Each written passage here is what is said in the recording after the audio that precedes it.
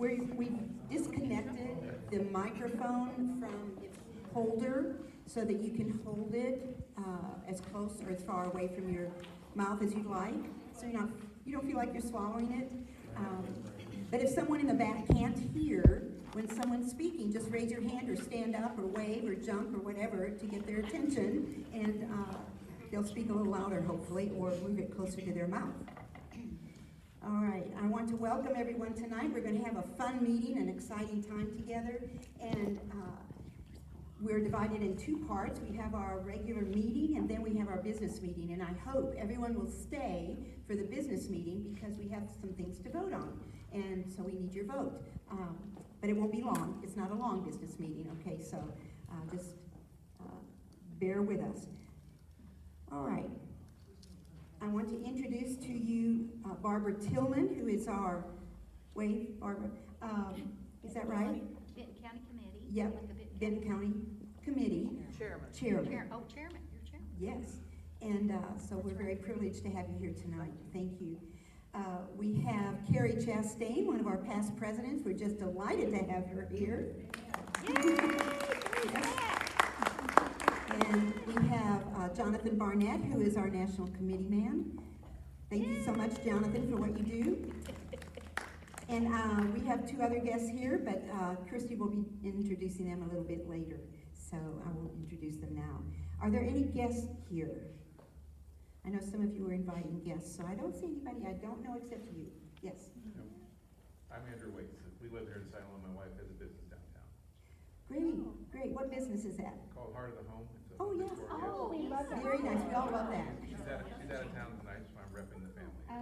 Thank you. Tell me your first name again. No? Your first name again? Andrew. Andrew. Thank you, Andrew. Yeah. All right. Helen Garst will lead us in our opening prayer, and then Margaret Paulsine will lead us in the pledge. So everybody stand, please.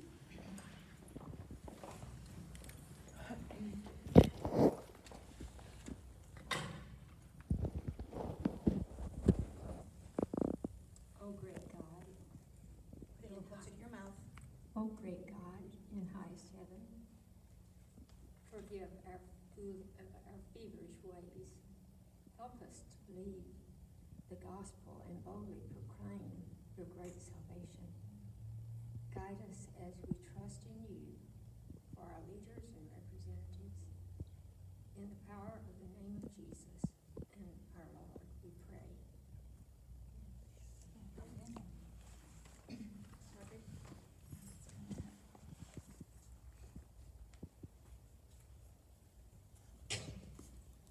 Do I need that? Yes. I have a really big mouth. Well, I grew up in a home where we all screamed at each other, so. But I love the flag. Love praying the flag.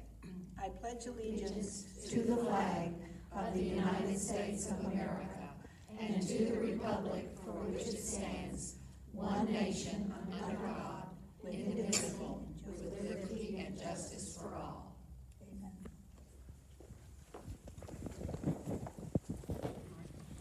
I like your hat. Oh, thank you. All right. I have a few remarks tonight. I've been thinking last week, well, quite a while actually, and I got inspired the other night and wrote down some thoughts that came from my heart. So I hope no one's offended. I love all of you. So, but I just felt you need to know what is inside of me, and then we can communicate better perhaps. So since our meeting in March, we've celebrated Easter. Jesus Christ is our risen Savior. He is alive. He's in our midst. So my question is this: why do we choose to live in fear? Yes, it is a choice. Who do you serve? 1 John declares that in fear there is torment. We have been separated and dividing during this past tedious and onerous year. Now, 2020 is behind us, and we've learned to avoid each other and even judge each other's choices. We have allowed dissenting and counter-narrative voices to be silenced, our own voices canceled. We have not acted as though we remember that we are human beings created in the image of God, clothed with dignity and the precious freedom of choice. We are incredibly blessed to live in a country that recognized and codified our God-given freedoms, liberties, and responsibilities. But now we have a big choice. We could choose to stand for our God-given natural rights with courage and confidence, or we could choose to continue to live in fear, trusting the experts in the federal and state and local governments to tell us what's best for us. The Republican Party stands for individual freedom and recognizes that the power of government is in the people. At our meeting here, we do not judge you if you choose to wear a mask or if you don't. We don't judge you if you've chosen to be vaccinated or if you've chosen not to be. After all, 98 to 99% of people who get COVID-19 do recover, according to the CDC. In fact, despite persistent news headlines for the last 13 months that made us believe that a shocking, inordinate number of people were dying from this virus, the CDC has just released the numbers of what killed Americans in 2020. What do you think was number one? No, not the new Wuhan virus. Number one was heart disease. Yeah. Was the virus number two? No. Cancer was number two. The virus came in third at 0.02%. That's 0.02%. We must be transformed by the renewing of our minds, studying God's word, and absorbing our Lord's truth. 1 John also goes on to state that perfect love casts out fear. Be perfected in Christ's love and filled with hope. Goethe wrote, "We always hope, and in all things it is better to hope than to despair. When we return to real trust in God, there will no longer be room in our soul for fear." All right, thank you for bearing with me. Christy, if you'll come and introduce our guests.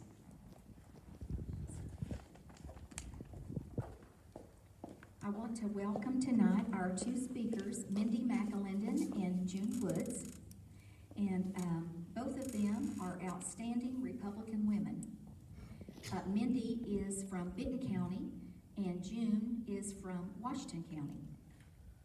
They both have worked and served at all levels of the Arkansas Republican Party, at their local level, just like we have our Siloam-Springs Republican women. They have their Republican women groups that they go to, different ones, correct? Yep. And then at the county level, just like we have, for us, we would go to the Benton County Committee because we're in Benton County, and they, June has the Washington County Committee that she has worked and served in, and Mindy is at the Benton County Committee. And then also at the state level, they both have served and worked very hard and have held positions at the Arkansas Federation of Republican Women, which would be the state level for our women's group. And so now I think it's so exciting that both of these women that are really in our backyard is running for National Committeewoman. And so now they want to help at the national level. So I really appreciate both of these women and have a lot of respect for them because it's hard running for a position. It's hard. You have a lot of time that you have to, a lot of time takes up doing, going to different meetings, and you have to remember they're traveling all across the state, not just right here in our area for National Committeewoman. Everybody's calling them, all the different women Republican groups are wanting them to come and speak. And I don't know how many of those we got. We got a bunch. Anybody know? We got a bunch. 40 something maybe? And so anyway, I just think that, it's just a big deal to put yourself out there and to run. And I know that whoever is elected will do a wonderful job, because these women are really go-getters. And so anyway, I think that what we'll do is, unless you want to switch, I thought I would have Mindy go first. I'm just going to pick alphabetical order, but maybe that's the way you all always do it when you come and speak to different clubs, whatever. What do you think? June, would you like to go first? Huh? I mean, when I was married, I went from a P to a W, so I went further into the. Well, I know, that's what I'm kind of thinking. And so I had spoken with Mindy, and she was telling me, and I'm sure June too is about the same. I'm sure you go to a lot of the same things together. You're going together probably. Just a couple. Yeah, just a couple. Oh, okay. That we've actually spoke together. Oh, my, A lot of okay. them we've been apart. I'm surprised. But Mindy was telling me 2, 3, 4 times a week, they're having to go and speak. So it's a big commitment, but aren't we thankful we have great people that want to serve? So anyway, come on up, Mindy.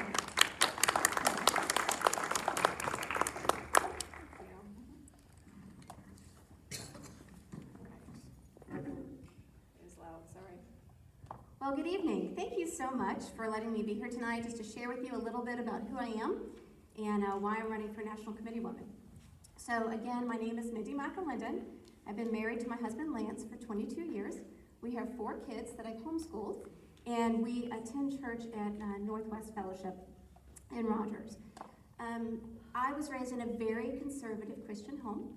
My parents impressed upon us the importance of our Christian faith and our morals, but also hard work and a commitment to excellence. And that's something that I am hoping I am instilling in our children, and one of the reasons why we decided to homeschool our kids.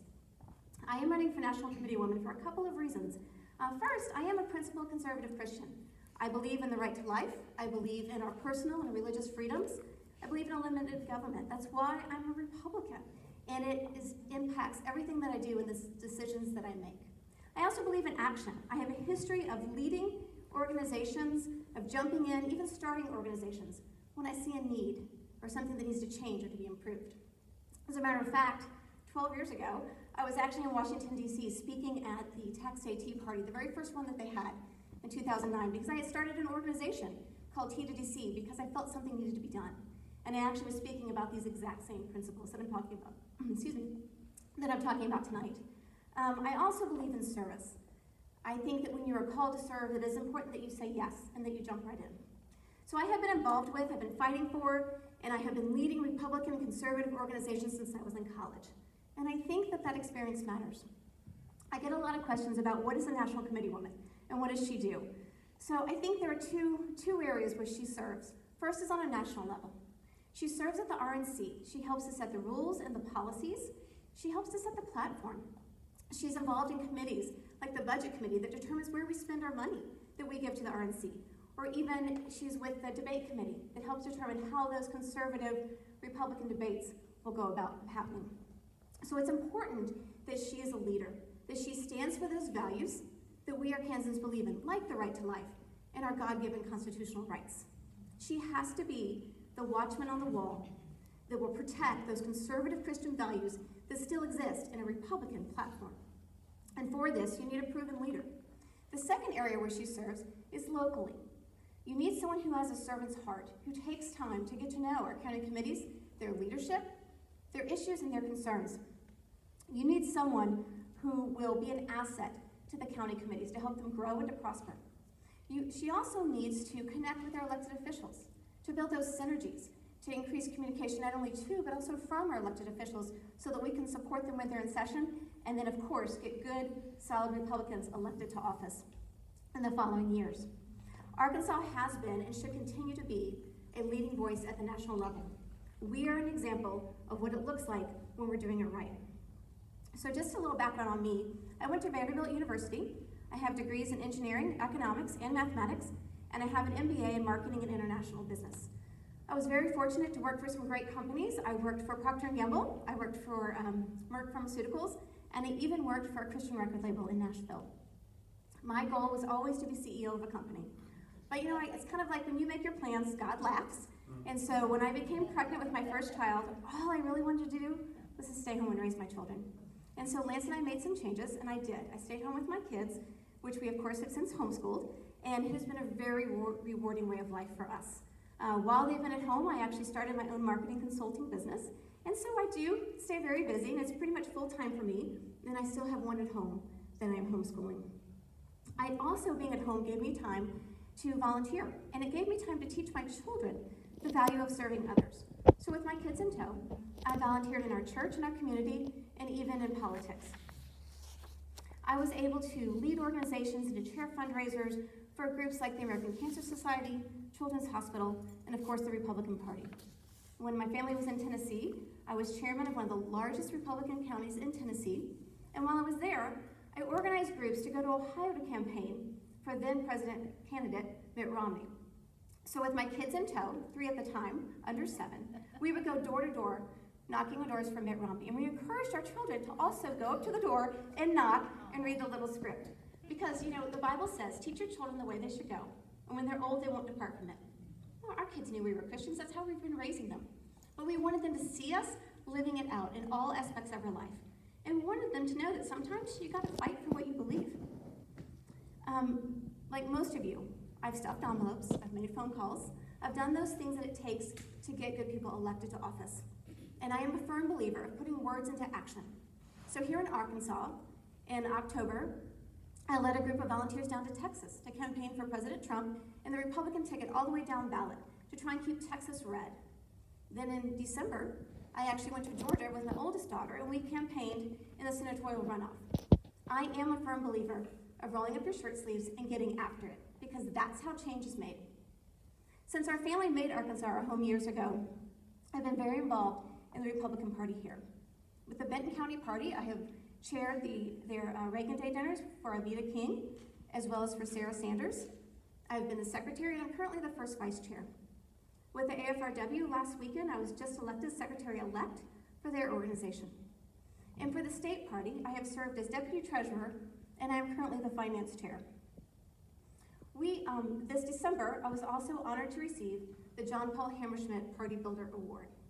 I have worked hard to get Republicans elected and to grow our party because I believe in the principles of our party. We've worked hard over the last decade to become a supermajority party.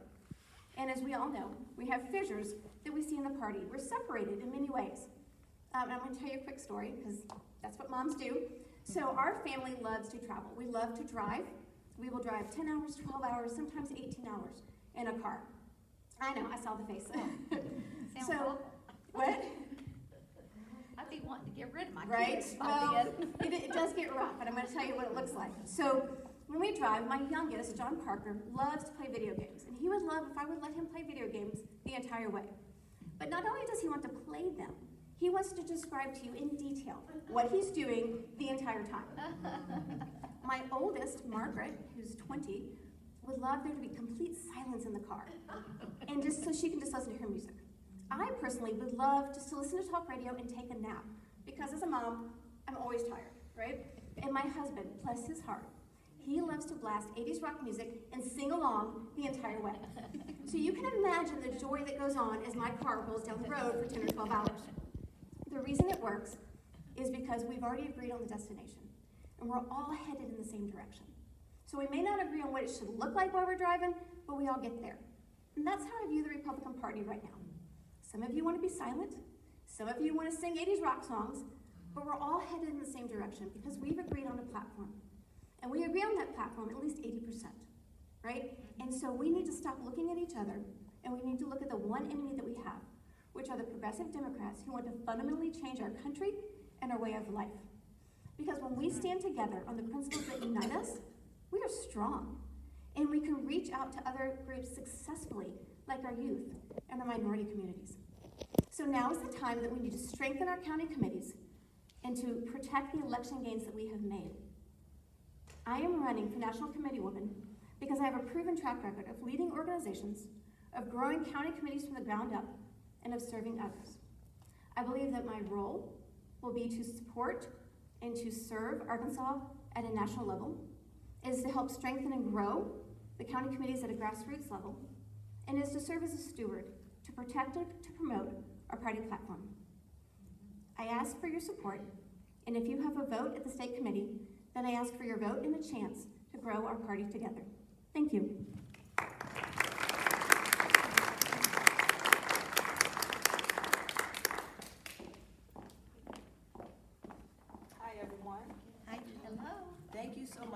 letting me speak.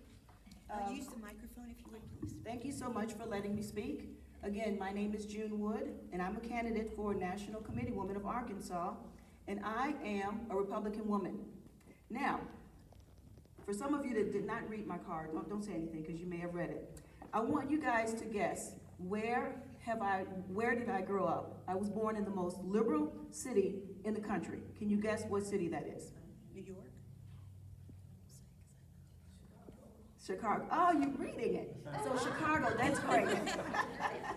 Chicago is one of the most liberal cities in the country. And that's where I was born and raised. And everybody named Mama voted Democrat, because that's what everybody did there. There were no Republicans. There was nobody else to say anything else other than being Democrats. So again, I was born and raised in Chicago, 3 brothers, 1 sister. And my mom pretty much had a hard life growing up. And she told me, she said, Teresa, well, Teresa's my middle name because my mom called me my middle name and everybody else knows me by June. She said, Teresa, I want you to be everything that I could not be growing up. And because she had such a hard life, and my mom instilled a lot of the values that I have today, she instilled those values in me. And so, like a lot of us, we don't want to turn into our moms, but I truly have turned into my mom.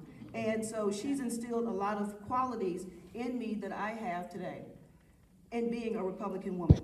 Now, one of the jobs that my mom had, she worked hard. My mom was very independent. She worked very hard. Growing up, all I saw my mom do was work and praise God and just be independent and to pressed upon us to have a really good education. So in doing that, one of the jobs that my mom had was working as a waitress. So she would get up when it was really dark outside and get on the bus and go to her waitress job. When she came home, she would come back home with a big bag of tips. Now to know my mom, now some of you guys, I'll hopefully be able to tell a couple of stories, but my mom has a very, very big personality. So when she came home with these tips, it was my responsibility and my brother's responsibility was to wrap these tips in these, those little sleeves of coin, the coin sleeves. So we had to wrap these coins, and one of the things that we did, what my mom did every month, was to pay the mortgage, buy groceries, and pay the bills. So these were the things that we had to do with the tips that my mom made from working as a waitress. So again, she was just a very, very hard worker. And again, like I said before, everyone was a Democrat growing up in Chicago. Everyone was a Democrat. So they made it so easy to vote as a Democrat. All you had to do was go behind the curtain and press one button, and you can elect the entire slate of Democrats. So they made it that easy. So in fact, when you're in a church, they would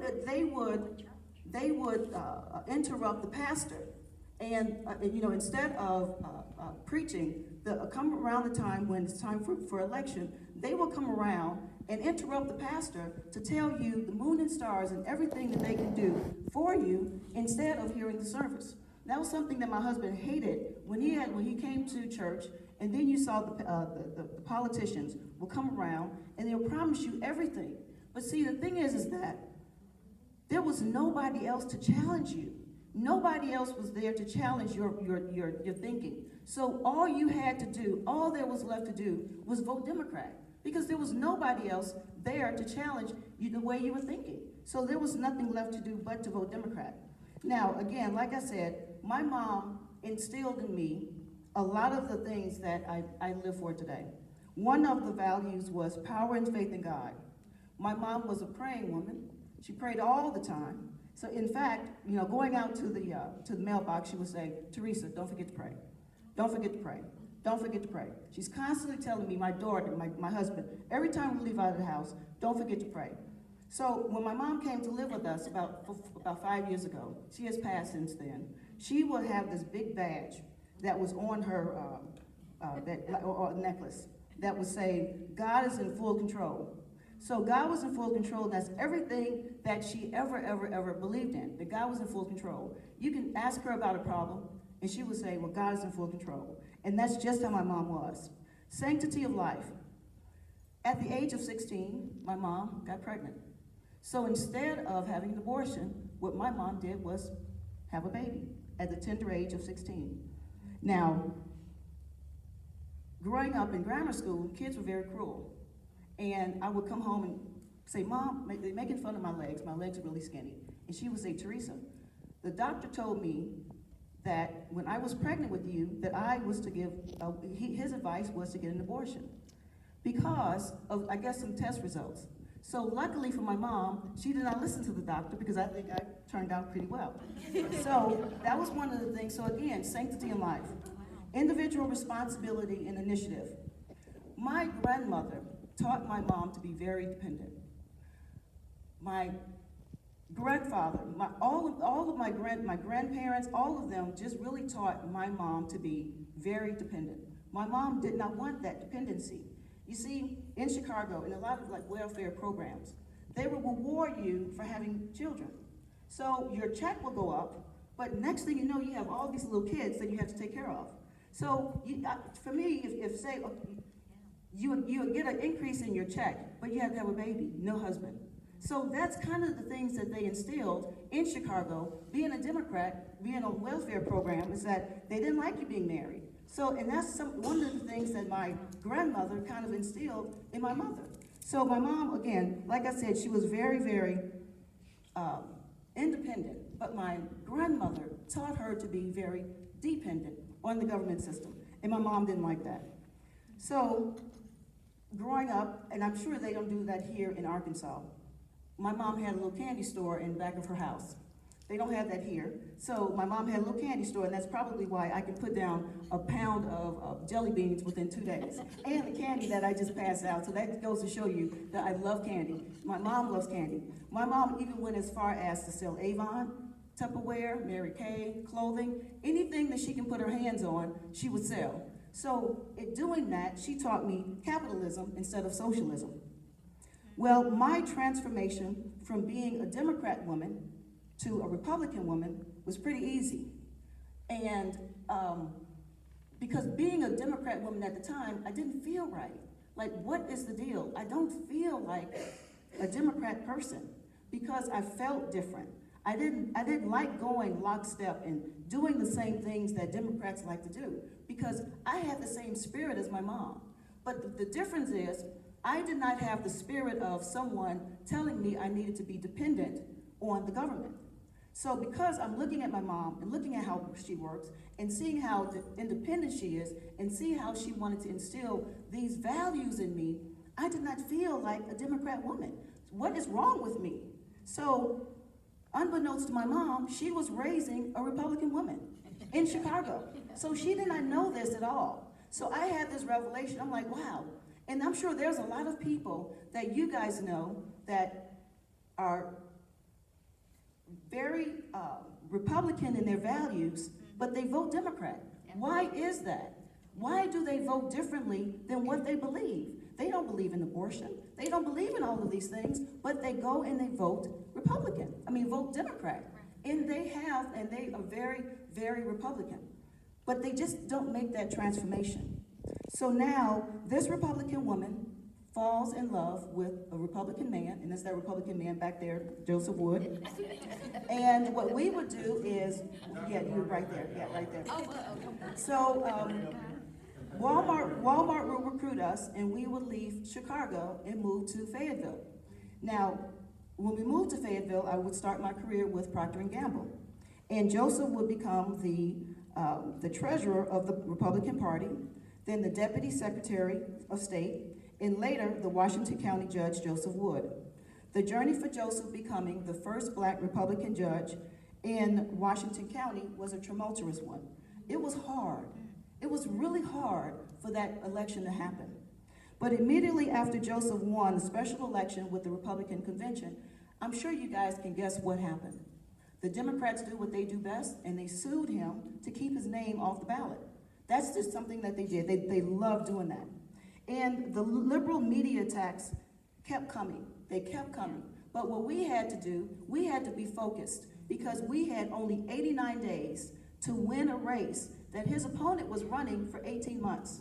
So we had to become very strategic and run a race that was unheard of in Northwest Arkansas.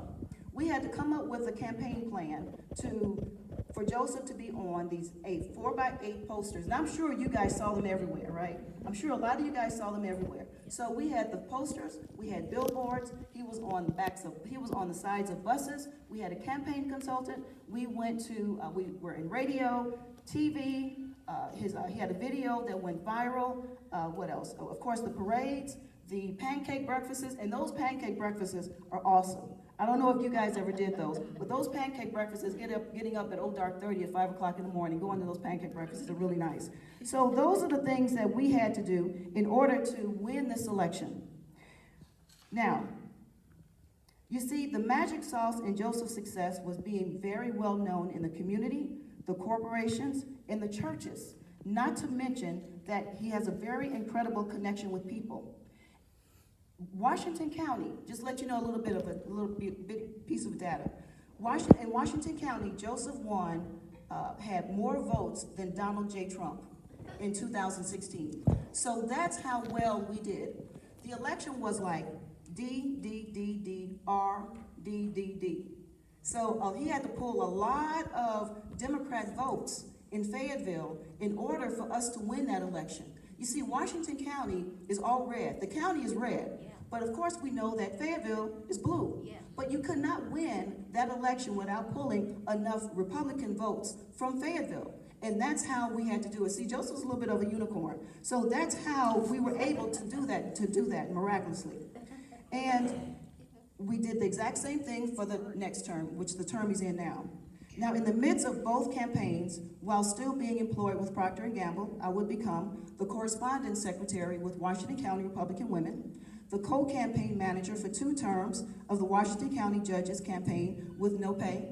Just want to let everybody know, no pay. I didn't get any pay for that.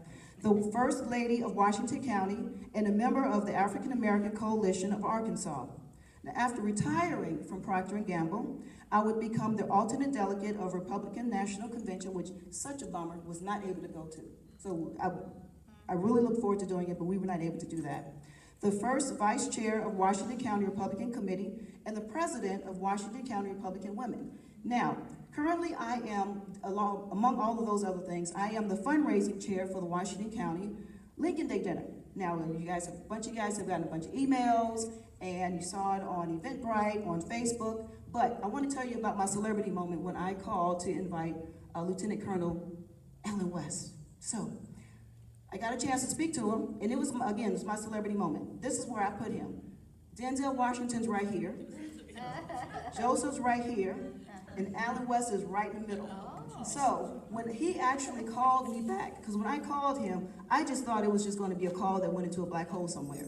But when he actually called me back, I was talking to the past president of Washington County Republican Women, Jana Starr at the time. And I literally almost hung up on her because he was actually calling me back. Of all people, he was calling me back. So when I connected with him, first of all, Joseph took a picture so he can memorialize the moment. So he just took a picture of that. So he said, I would be glad to be the keynote speaker of your Lincoln Day dinner. And I was just overjoyed that he would be glad to be our keynote speaker. And that's right over there. So it's June 26th, Embassy Suites. And we'd love for you guys to come. It's a black tie, or for men, it's semi-formal, because they didn't really want to do the whole tux thing. So semi-formal for guys, but the women will still want to do the gowns. So you guys can still do the gowns if you want, all right? So now, after being baptized by fire, because again, it was hard, I learned how to be patient, deliberate, tenacious, strategic, bold, withstand social media attacks, and I advise you, do not get on Facebook. Have someone else manage your Facebook, because it is nasty. It is evil. And if you are running a campaign, it will truly distract you. And that's one of the things that we had to do. I learned how to fundraise, advise candidates, elected officials, and worked on other campaigns. But most of all, I learned how to stand on the will of God, because he was the only one that got us through that campaign. So let me let you know another secret. When you're running on a campaign, you have to have a theme song.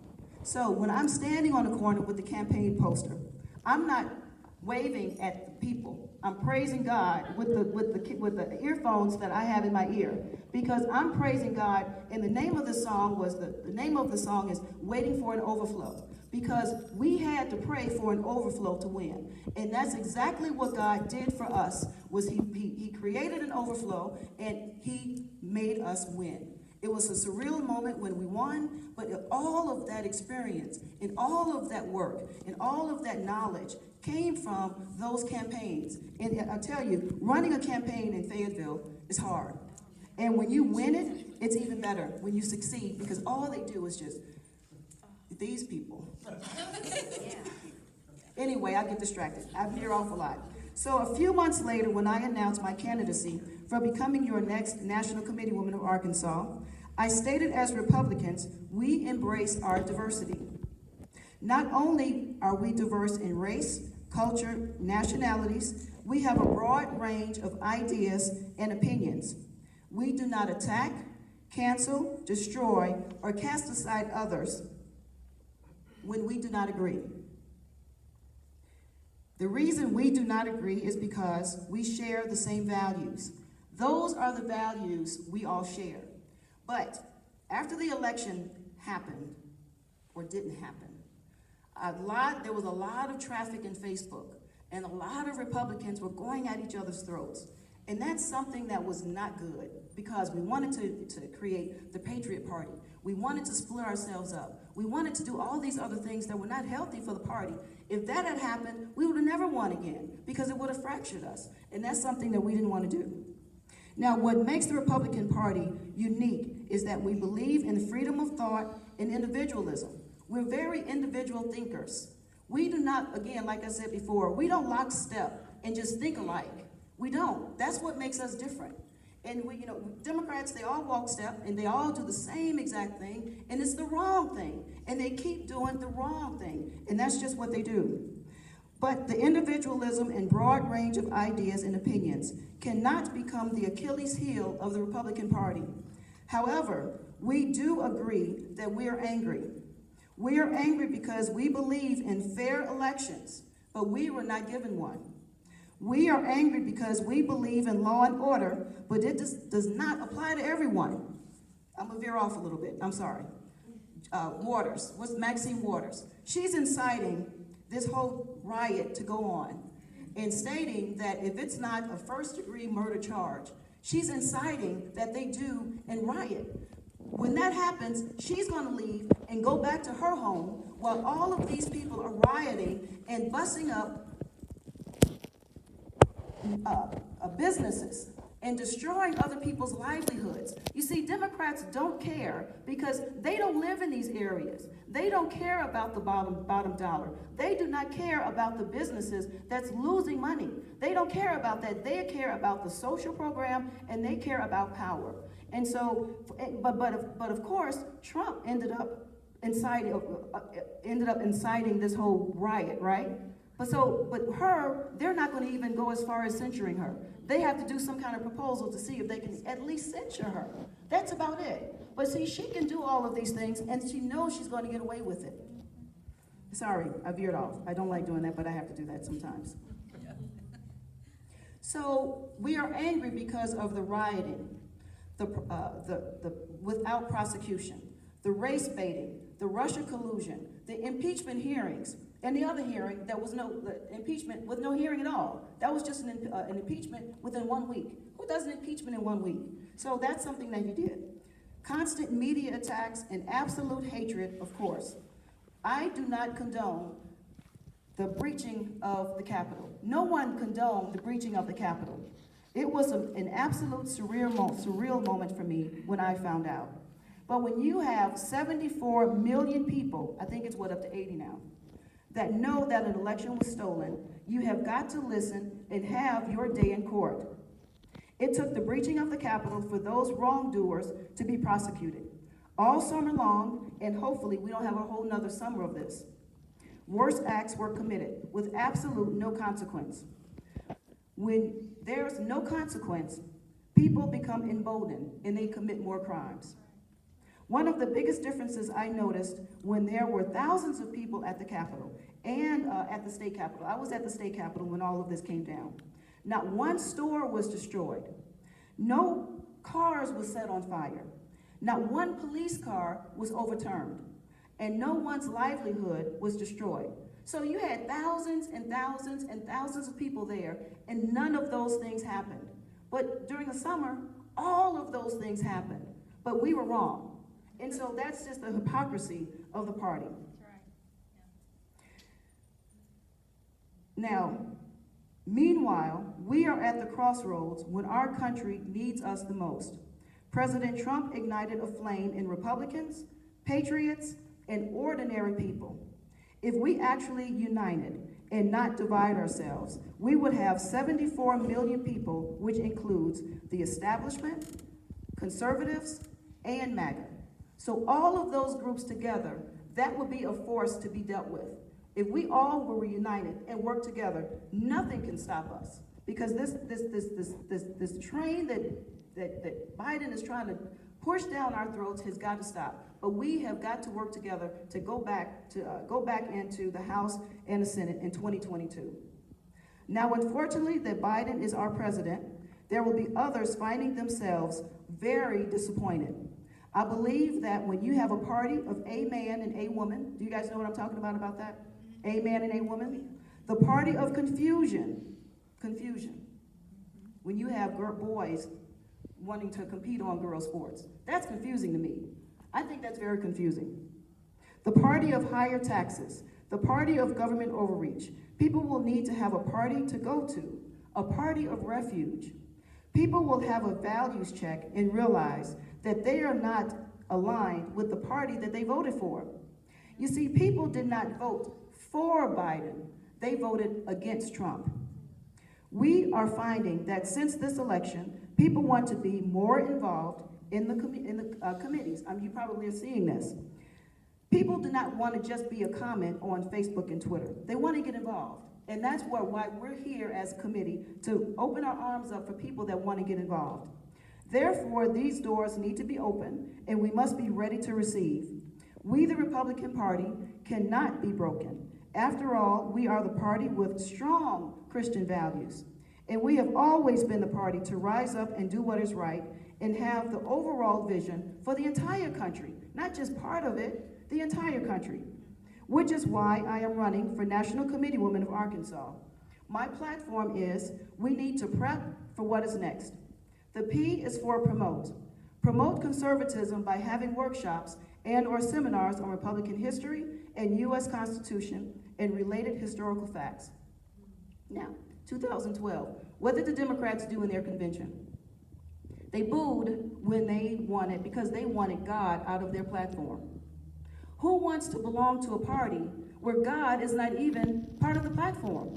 That's the first thing in our values. The first thing, who wouldn't want to belong to a party that the power of faith in God is the first value of a party? So they booed because they did not want God in their platform. And this whole Jim Crow thing, that's their history. That's something they created. Why would you not want to go to an election poll and not want to show your ID? When you have to show an ID for every single thing in the world, but therefore it's suppressing not your vote, it's suppressing my vote. Like, I cannot afford to get an ID. I bet you I have a phone, I bet you I have gym shoes, I bet you I have clothes, I bet you I just may even have a job. When you do all of those things, you have to have an ID. But somehow that suppresses black people or minority people when you can't get an ID. Now, to me, when you have leaders that talk about the people that are supposed to support you, and that's something that they say you can't afford to do, but then what do they do? They turn around and end up voting for them anyway. They need to wake up. That's the wokeness. That's what should be woke, is that people should be woke enough to not vote for Democrats for thinking that you cannot afford an ID. Sorry, I'm ranting a little bit, but that to me gets to me a little bit, and I just can't stand when that happens. We need to know our U.S. Constitution. We need to know our history, because what they want to do is cancel it. They want to cancel our history because, first of all, I wouldn't want that history. Would you? So they cancel ours. So we have to know it. So when they try to cancel it, we have to say, oh, wait a minute. You can't cancel that because, first of all, you want to cancel yours, but you can't cancel my history. The R is for register. Registering new voters is a critical first step as we continue to increase committee membership. Provide new registrants with Republican Party principles and a party platform comparison. Now, what I passed out to everyone is a comparison. When we are registering people, have a banner of values. Have a banner to show what the Republican Party stand for and what the values are. So when people are registering, they're registering and they know what they're registering for. Don't just have to register on a little card and then send them on their way. Give them the information. That information that you have is a stark contrast between Republicans and Democrats. So when they're registering, you say, so are you a Republican or Democrat? Let them read it. If they are bold enough to say they're a Democrat, then say go, bye. I don't need you to go do whatever you want to do. But if they recognize that they're Republicans, then they will vote Republicans. So I've never seen a Democrat booth where they have their values. Has anybody ever seen their values or their platform? We know what that is because it's all of this confusion that we're talking about. So just be bold enough. Let's go where we've not gone before. Let's go to the schools. When we're in Fayetteville in our the square, the Democrats are there voting all the time during the farmers market. They will say, you know what, Republicans, you guys aren't there. So there are Republicans there that want to register, but we're not there. We had the Back the Blue event at Town Center. It was huge. Nothing but Republicans there because we know it was not Democrats there that was going back to blue. Those were Republicans. So all of those Republicans just came out of nowhere. So we need to have those people. We need to be out there so we can sign those people up for our committee. The E is for educate. Educate and inform citizens about the importance of local elections by continuing to have our elected officials effectively engage into the community. We are noticing that our states are changing from red to purple to blue. It starts with our county committees, then our city council, school boards, justice of the peace, county official, judges, senators, representatives, constitutional, federal elected. All of those people are our local elected officials from our city, county, and our state. Now, Washington County is used to, I have to do this analogy. Washington County is always used to fighting because of Fayetteville. So every election we have to fight for it because are we going to have many JPs are we going to have? Now I think we have 11 and 4. But we had to fight to get that. You guys have all 15. But Walmart is in your back door. Walmart's in your back door, and they're trying to pull in all of these confused people to be in your county. And then they bring in all of their politics in your county. So those are some things that you guys need to be aware of in Benton County because you guys are going to turn into a Washington County. You guys have to be able to fight for all of you guys, and you guys are some fighters, and you guys will do it. So just letting you know it's there, and you cannot be complacent. And you have to be able to fight for it. You get active in the community. Start going to those pancake breakfasts, those spaghetti dinners, community events, parades, ice cream socials. Make your candidacy known sooner versus later. Don't be like I was before, guilty of voting for a person because you saw the most yard signs.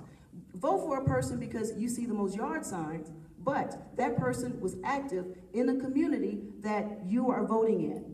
That's what you want to do. That's how you want to campaign. The P is for prepare. Prepare your committees by creating an orientation process for new members and navigating them through the entire Republican Party of Arkansas network while instilling the importance of the Republican Party platform and values. Adopt a section in your committee agenda and highlight both of the Republican Party of Arkansas structure and the Republican Party platform and values. So what happens is, come election time, people want to become part of your committee. You haven't seen them before. Who are you? They want to become part of your committee, and they say, I'm a Republican. But we don't know if they're really Republicans. Now, let's say that person get elected, representative, senator, and they get to state, to Little Rock, and they vote different. They're like, what happened? Well, that was not a platform Republican that we voted for. So we need to have people, Republicans, become platform Republicans. So when it comes time for them to vote, we can expect how they're going to vote, not think how they're going to vote. We know how they're going to vote. So these people, let them come from your committees. And one step further, if you know someone that in your working community, you kind of know that person. You know how that person, their ethic, their work ethic. You kind of know how they vote. You know their family. You know those people. You can encourage them to vote. I mean, to become an elected official, become a JP, or become one of those kind of people. Someone that you know that you can depend on. Now, as I travel the state and talk to many committees, it quickly became evident and clear that it was essential that we need to prep for what is next, because 2022 is going to be a bear. It's going to be something else, and we have to take it back, because this country is going down a black hole, and we have to save it back. Prepping for what is next should always be the key to ensuring that we elect platform Republicans. We should never get away from the platform when we have new members and develop candidates to run and get elected for office. Republicans, we should be aware of the bills being passed in the 93rd Arkansas General Assembly, so we could help influence those senators and representatives. At a national level, the primary role of the National Committeewoman is to elect the chair and the co-chair of the RNC. The role is also essential to the formulation of the national policies through the rules of the Republican Party platform, and the member-submitted resolutions. But the responsibility of the state and local levels is to serve as a leader of the party. Here, I got my hands on my hips. The leader of the party, to be an advisor, an implementer, fundraiser, moderator, cheerleader, counselor, an activist, and a motivator. In all of those boxes I have checked. I would like to close with, if given the opportunity to be your next National Committeewoman of Arkansas, I want to show and inform people like me, a native of Chicago, and other Arkansans of what is possible in the Republican Party, how the Republican Party embraced me and my family, and how those values are American values. They're American values, and that's what I believe in, those values. I would ask for your vote and support in the June State Summer Committee meeting. Thank you so much.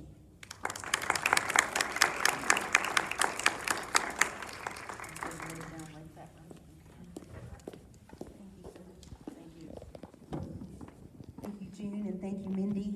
Appreciate it so much. And Judge Wood, I didn't see you in here when I was introducing the guests, so Judge Wood is with us from Washington County. So we're so honored to have all of our guests here. All right, so are there any questions for either one of these ladies? Yes. I wondered how much of the turning purple has to do with voter fraud.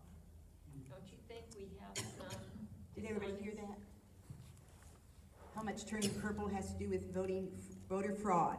So I don't think the state of Arkansas. Now, I think just like Pulaski County is having some issues with that.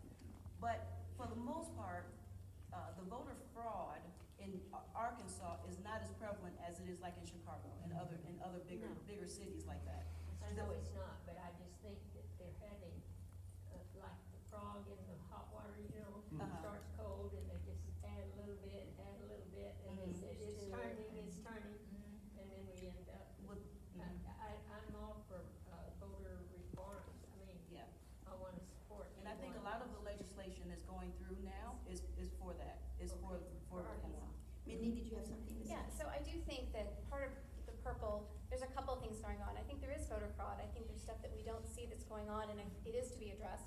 And there is a new committee at the RNC that is set out to address voter integrity, which is great. I think the other thing that you're seeing is a lot of people who are undereducated in terms of our country. You're seeing generations of kids growing up, and if you look in places like Ohio, there are cities that are growing, and those cities are growing as Democrats. So those cities that were overwhelmingly Trump in 16 are now 6 and 8 points less Trump in the last election. And there are cities that are shrinking. It's an older population, and they're not growing. And those cities are still Trump, and they're higher Trump than they were last time. So I think we're seeing youth that are not educated in what it means to be an American and what it means to be a Republican. And I think that's a big issue as well. And that's why it's a big push for immigration. Because all of those people, they can depend on being Democrats. And all of those people, they're gonna give ID to. And all of, but I can't get an ID. But all of those people, that's where it's gonna come from. So that's kind of the fraud that we're trying to stop from doing from now. Good point. Are there any other questions? I should have had you come up. Yeah, to speak. All right, if there are no other questions, you can get with them After the meeting, that would be great. And we have some announcements. And I think, Christy, you want to start this off, and then Carrie will pick up on it. It has to do with dogwoods. So, Oh, yeah, okay, yes. Go ahead. I'll hold this for you. Well, we appreciate our speakers coming, so we wanted you, when you leave, to take a dogwood branch home. And I'm going to have Carrie Chastain come up, and she's going to tell a little bit about what's happening. This weekend is our Dogwood Festival, and it will be Friday and Saturday and Sunday here in Siloam-Springs. And so, come on up, Carrie. We are so glad to have Carrie back, our matriarch of our Republican women in Siloam-Springs. Christy, Yeah. I do not need the microphone. That's true. I do not need to come up there.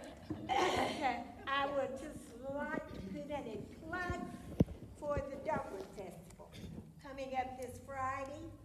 And many of you, or some of you, belong to the American Legion Auxiliary. And we have, like, Margaret and others. And we have this event going on down in the basement of the community building called the Bean, Cornbread, and Whatever. And that will be Friday from 10 to 2, Saturday from 10 to 2, and leftover Sunday from 10 to 2. Now then, we would love for some of you precious cooks to make us some pies. We, as you well know, the American Legion Auxiliary ladies and the American Legion Auxiliary are there for the veterans. Every penny that we take in, we spend helping the veterans. So, if y'all could whip us up some pies, and what you do is, well, you can call me because you're not going to remember the telephone number. It's 549-4448. And the person will tell you how to bring the pies. Christy already knows. Right, and you're asking for pecan pies and fruit pies. Fruit correct? pies. I'm glad you said Now, that. do you have enough pecan?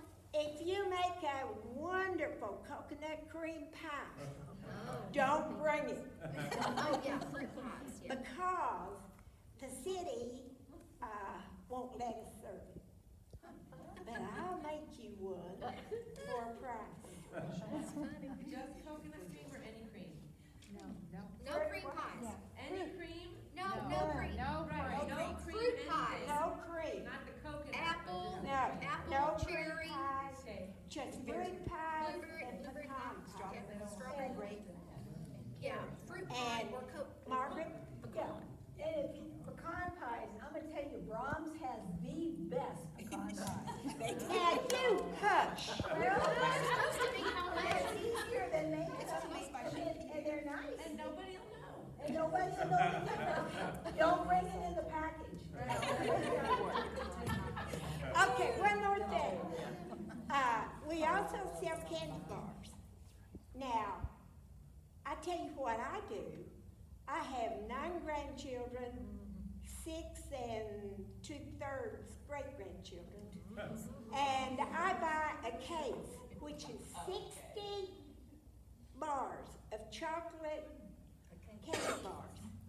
And I am the most popular grandmother in my section of town. They're $1 a piece, and you take $60, but think how much you can spend at Walmart on those grandchildren. But if every time they come by your house, you've got 4 or 5 candy bars, that's what they'll remember. That's right. Thank you, Christy. Yeah, thank you, What Carrie. time are you serving the meal again? On Friday? Friday, 9 o'clock, and you drive into the, parking lot there, and somebody will come out and pick them up. Now, that number, Christy, that number's not good for their cell phone. For whose? Oh, my goodness, I Carol? failed here. For, Carol? Okay, JW? I'll look it up on my phone and you come and ask me after the Yeah, you can call me and I can relay the message. Barbara, if you'd come up, please. Barbara Tillman has a special presentation to make for us, and I want her to explain it first, so. Thank you. One of the things that happens every 2 years in the even years is the Republican Party of Arkansas State Convention. And at each of those conventions, we honor those Republicans who've passed away in the prior 2 years.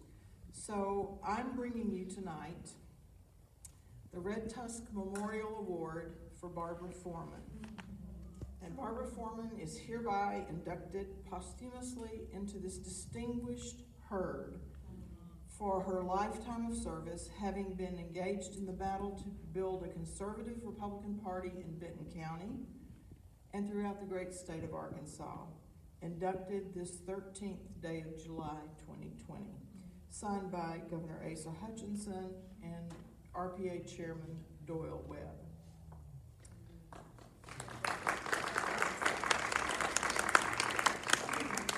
I also have the same memorial award that I brought from Little Rock for Preston Bynum, and I know that you folks can get this to the appropriate people, but he was inducted the 31st day of October 2018.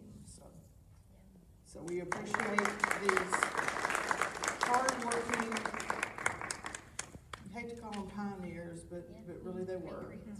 And they're patriots, and we're so appreciative of everything they did for our party. So here in Siloam-Springs are your folks. That is so nice, Barbara. Thank you so much.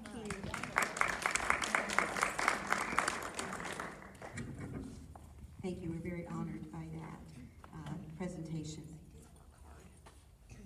Have I forgotten anything before we move into our business meeting? All right. Then I'll ask Amy to read or present the minutes from the March meeting.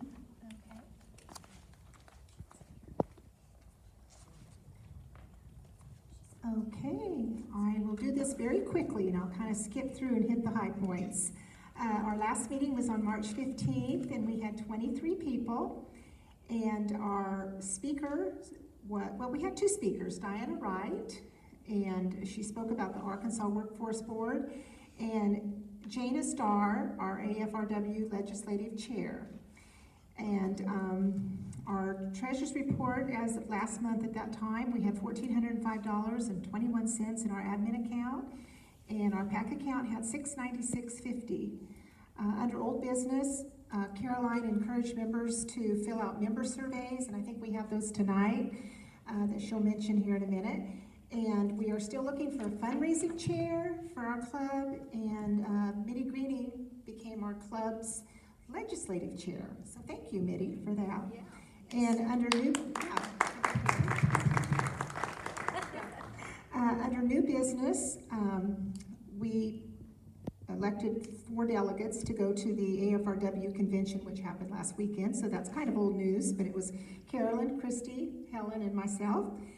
And we also passed out Arkansas platforms last month, and we have just a few left, and they're sitting on the table out front if somebody would like a copy of the Arkansas Republican Party platform. So feel free to take one if there's still one out there. Yes, thank you. All right. About the members' survey, since Amy brought that up right now, there are some here, and some of you may not want to answer all the questions. That's okay. You don't have to answer every single one if you find some of them offensive. I was just wanting to get to know everyone better and know who I could plug in for a short-term, one-time kind of things, or just for advice. So please come up. I've gotten some back, and I want to thank those of you who have filled them out and sent them back. But if you just want to put your name on it and not fill them out at all, that's fine. I'll know that you saw it and you filled it out as much as you wanted to. So yeah, that'd be great.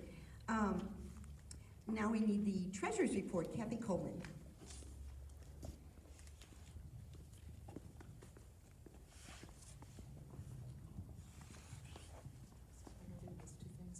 Want me to hold that for you? I'm going to put my glasses on, maybe I can see better. You want me to hold that? I think we're okay. Is this okay? We had a beginning balance in our administrative account of $1405.21. We had receipts of a total of $95.25. That includes membership dues, CD sales, and miscellaneous receipts.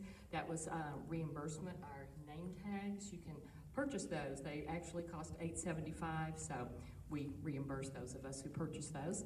So we have a total of receipts. Our total was $1,500.46. We had printing expenses and a gift for Sharon Stothard and AFRW treasurer dues, which gave us expenses of $165.35. So our balance is $1335.11 in our administrative account. And our good old PAC account just stays $690.650 beginning and $690.650 ending. So that's it. That's good. Yeah. Very clear and direct. I like that. All right. Mindy, if you said you had a couple of things you wanted to bring to our attention as our legislative chair, so if you would like to do that now, this would be the perfect time.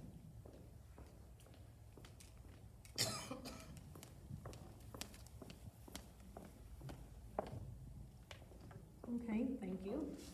I just feel inadequate following all this. Okay, so just wanted to do a quick update. Some of the bills that have been going, that they've been talking about in Little Rock. I had a little thing that I was going to do if things were short enough, but we can do that later. I have some handouts about recently filed bills as of today. And then I was just going to tell you about a few. Okay, so we have House Bill 1570, and it is a bill that has actually been passed now into law. Is the bill to protect our children. The reason for that bill was because of parents seeking sex change operations or other types of sexual mutilation. So it does not take away the rights of children or parents to seek medical treatment, and it does not take away the rights of the parents or children to seek counseling. So I know that we hear a lot of that. It does one thing. It protects the children from chemical or surgical procedures. So until you are 18, then you are protected by that law. And then also the House bill, and I don't know the number, about the women's sports. You play the sport for the gender you are born.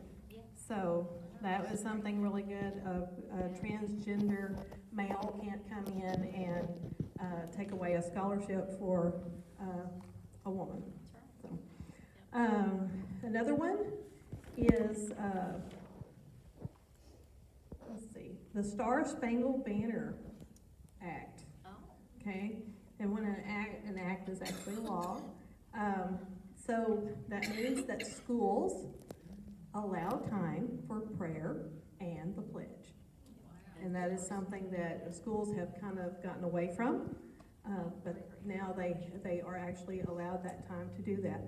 It's not a formal prayer, it's basically a moment of silence, but children are allowed that. And then also we had, let's see, Senate Bill 298. Brett Smith is sponsoring that, and it's a Sovereignty Act, and it gives Arkansans the right to keep and bear arms. And that goes along also with Act 608, which is actually a law, that the executive action of the president, it can be reviewed by the Arkansas Attorney General to determine if it goes against the constitutional rights of Arkansas. So if the government takes away your right to bear arms, then then the state can come in and say, no, that's against our Constitution. And so that's all about Amendment 10, which tells us that we have rights as state citizens that can outweigh the rights of the federal government. Okay? And then the hate crime bill, actually Robin actually voted for that, and she was telling me I said I would never vote for a hate crime bill, but she actually voted for this one. She said, the new one? It's the new it's a new one, yes, yes, and it gives preachers the right to preach. Amen. And you must be convicted of a crime. And also, you can be prosecuted for bringing false accusations against someone. So, you know, if Caroline says I'm crazy, then, and if that's false, then, you know, she could be prosecuted for that. So, anyway. Oh, that's good. So, yeah, so that keeps you from just coming in and saying something against your neighbor, you know, because that's something we've all worried about. Okay, I think that's pretty much it for right now. But those are some good ones. Robin says, tell everyone hello, and that she will be here as soon as the session is over. She'll come to one of our meetings. She's coming in May. Yeah, She's coming in May. She's hoping session's over next week, and she has a booth at the Dogwood Festival, and she wants everyone to stop by and say hello. Yeah. You want to hear them out now, or do you want to wait? Oh, I can. One more thing. Okay. On top of one of these handouts that I have, I've written the www.arkansasledge.state.arkansas.us bills, and you can go in and look up the bills for yourself, because the bills that are of interest to me may not be of interest to you, and there are a lot of them. You can tell by that handout that I gave you before. So, yep. What was the address again? It's on the paper you're gonna get. Oh, in okay. 2 seconds. Yeah. Thank you so much. Thank you, Mindy. We are just delighted to have you as our legislative chair. I don't have enough, so you guys all have to share, but you can write that address down at the top of this. Oh, okay. Yeah, I'll just write that down. All right, at old business, we already talked about the member surveys. Who needs one? There's some people here that weren't here when we handed them out. Could you help with that, Christy? Please, thank you. Who didn't get one? Anybody need a survey? I don't think Christine was here that day night, so, do you have one, Christine? Yeah, there's some that don't have it, they're just shy. Okay. All right, there were 4 of us that went to the 33rd biennial AFRW convention last weekend, week ago, and it was really good. We had a big party for Rita Hamilton, and that was really fun, and we had a great party for Sharon Stuthard, and she won't be stepping down till July, is that right? Yeah. So she's still our president till July. Yes, and we got to mingle with everybody and see some new clubs, and yes, it was just a delightful, delightful time. Did anybody who went, Helen or Amy or Kathy? No, Kathy wasn't there. Christy was there. Yes, 3 of you. Would any of you like to say what the highlight was for you? We Now, I thought the whole thing was just great. I enjoyed it a lot, but it was just really special to be there for Rita Hamilton. To recognize her. She's a dear friend, and She it was, has done that was so really much special. work. It was amazing. Yeah. That was fun. Yes. Getting to meet some new people was Mhm. nice. Yeah. Very nice. And Senator Bozeman showed up for her, and yeah, so it was really a very special time. And we won't bore you with all the details because it can get boring. All right, new business. Unless someone can think of some old business that I've forgotten. I think we're on to new business now. The executive board discussed having a writing contest with a scholarship attached for high school students. And so we would like to bring our recommendation to you, which is that we have a writing contest with a $200 scholarship for the students at Classical Conversations Academy. So do I have a second for that, or do you want to hear some more discussion?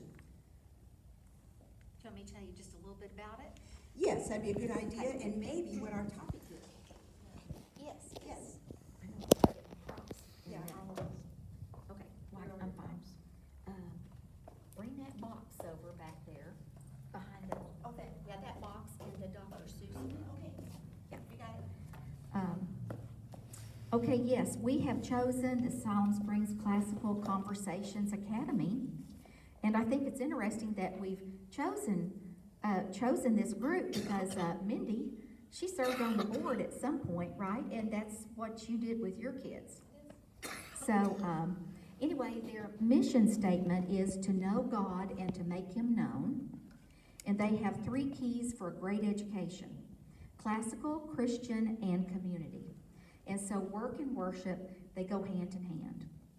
And what we'll do is we will ask the students that want to participate to write a 1 to 2 page essay. And then our board will read those and pick a winner, just one winner. So what will the topic be? Lots of different topics. So I'm going to give you some clues and some prompts to see if you can guess it. Okay, let's see. The first clue is it's kind of been a political hot topic lately. And the second clue is it's 2 words, and both of the words start with the letter C. Okay, so. And I have Six by Seuss, Dr. Seuss's collection of books. And then also, this is fun. Mrs. Potato Head. So 2 words that they're gonna write on the topic. What is the topic? Any idea? Cancel culture. That's it. Cancel culture. Yeah. She wasn't even at the meeting. So I'm kind of excited to get those in and everything, and we can read them and make a decision. And hopefully the winner will be coming in May to read it to us, their essay in May. Yeah. So that's our recommendation to the membership, and we would really appreciate a second to that recommendation. All right, thank you, Mary. And then if we could have a vote. All of those in favor say aye. Aye. All opposed? Great, thanks. Yeah, so that'll be fun. If any one of you knows someone in that school and wants to encourage them to participate, it is no more than 2 pages, and it's just standard 1-inch margins, 12-point New Times Roman font, double spaced. It's 500 words, so they need to cut down their ideas to be concise and clear. Okay, so all right, now. The board also has discussed giving the U.S. Constitution and Declaration of Independence to graduating seniors of Siloam-Springs High School. And that's kind of in the works. If anybody knows where we could get some free, we would appreciate that. So far we haven't found any free ones. The government printing office has them for $1.50, and there are some other places around that. Yeah, eBay has them for What group on eBay? Yeah, it's just eBay. 100 of them for $49, remember? That's about the 49 cents a piece. Yeah, Yeah, right, that's even better. right. Yeah. That's the cheapest So, I've. but if anyone can, yeah, I can find a donation, that would be great. How many do you need?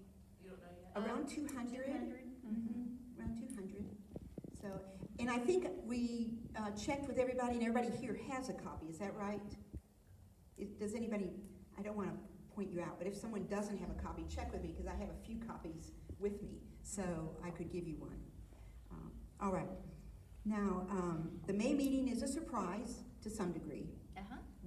And so I want you to be watching the announcements. I did not send out a newsletter this last month. I apologize for that. I've been forwarding on the national messages, but I haven't been creating my own for you. So I will be doing that for the May meeting, so you'll know where it is and what it's going to be about. So maybe Robin will be there. Maybe we don't know. Oh, so yeah, they're coming. we're going to have a party. Robin and. We're definitely going to have a Yeah, party. Yeah, it's gonna be a Yeah. party, more party atmosphere. Yes, we want to have a And party. it won't be here. Well, we don't. Well, anyway. Come on, Christy. Okay, that's All right. a couple of hints. Yeah, you love hints. Okay. I'd like to know, I just take a straw vote, how many would like to start having refreshments at the meeting again? Yes? Refreshments? I want refreshments. You want refreshments? Anybody want refreshments? We could have packaged refreshments or homemade refreshments. You could have coffee and whatever. Well, we'll think about that. All right. Be thinking on that. I guess we won't have a real vote on that then. I think more people raised their hands than didn't. Yeah. All right. So that is there anything else under new business that we should bring up that I've forgotten? I appreciate y'all hanging in there with us. We've had a wonderful meeting. We've heard some great ideas and exhortations and inspirational thoughts. So,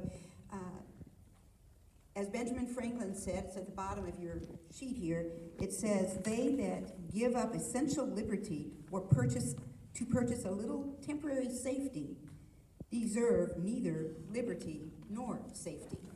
So keep that in mind. All right. Thank you so much. Good.